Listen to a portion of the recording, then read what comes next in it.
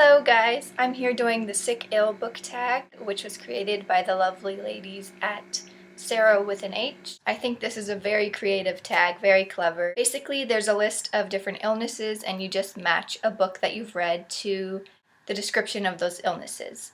The first illness is diabetes, so a book that is too sweet, really sweet. This question makes me think of maybe a romance that's just too sweet or cheesy for your tastes, but honestly, I haven't read that many romance books like that, so I don't really have an answer for this question. Illness number 2 is chickenpox, a book you've read once and will never pick up again. For me, that would probably be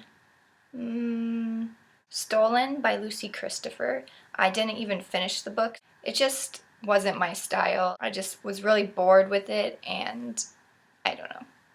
I just have no interest in reading it again. The next one is Influenza, the Flu, a contagious book that spreads like a virus. Well, the obvious ones are The Hunger Games and Divergent. I haven't read Divergent yet, but that is definitely a contagious book. I had heard everyone talking about it. But for this question, I'm going to say Delirium by Lauren Oliver. I feel like that book spread throughout the book community really quickly, and I read it really soon after I discovered it, and I really liked it, but now I feel like I'm kind of over it, and I feel like the craze has died down a little bit. I haven't heard as much about the second book, and so it just seems, I don't know, like the flu. The next one is The Cycle, a book you read every month, year, or often.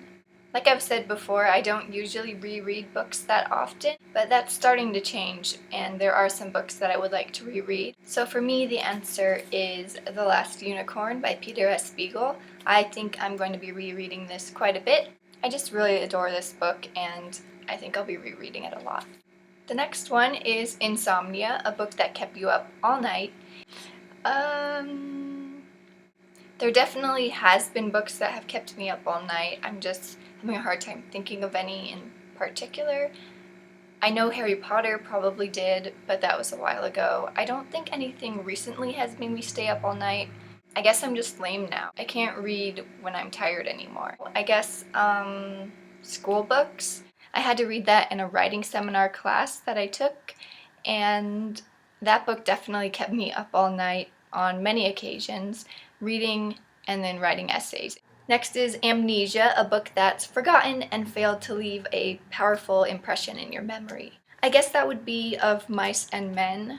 I had to read that in freshman year of high school for a 9th grade English class, and I remember that we read it, we analyzed it a lot, we even watched the movie, I think, and for some reason I just don't remember much of that book. It just didn't impact me at the time, although back then I really did not enjoy picking apart books like that. Maybe I'll read it again sometime.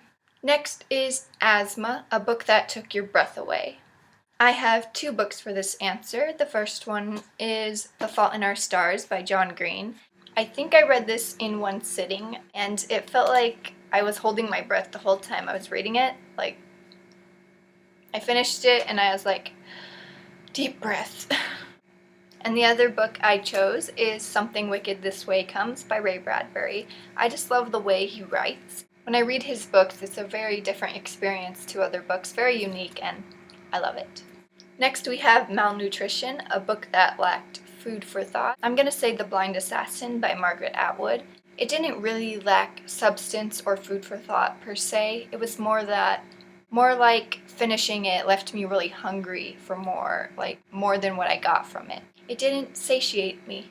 And finally, Travel Sickness, a book that took you through time or space or to a specific locale on the map. I actually decided to choose a book for all of those. For time, I chose Kindred by Octavia Butler. This book takes you back to the time of slavery, and it also involves time travel, so it fits really nicely into that. And for space, if I can get this book out, Speaker for the Dead by Orson Scott Card.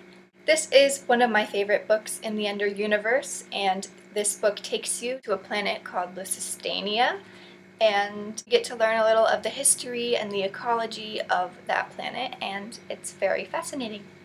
And the book that took me to a very specific locale on the map is The Lost City of Z, which takes you to the very deadly and mysterious Amazon. That's it for the tag. It was a very fun video, and I'm going to tag some random people. I have no idea who watches my videos anymore, so just gonna tag people. If they see this video, that's great. If not, that's okay too. Maybe someone else will tag them. I am gonna tag Padfoot and Prongs 07, Randomness 101, Angelica M 2009, Hey Hey Books, and Char and the Bookshelf. Thanks for watching, guys. Bye.